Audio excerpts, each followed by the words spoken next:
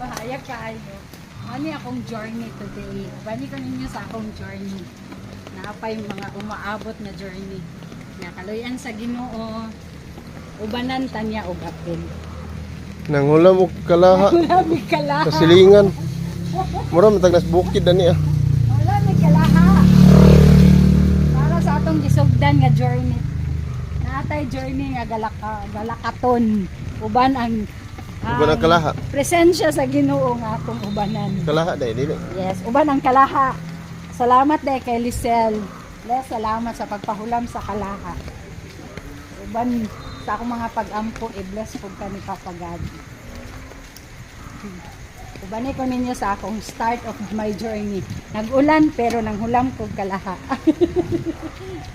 Never mind ang ulan. Ulan lang siya. Kalaha niya akong giulaman.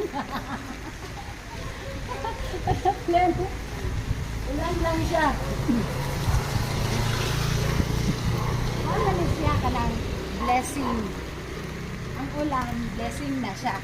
So, ang akong paglakaw nga naulanan ko, kanang hulam ko ito lahat, gi-bless sa Ginoo.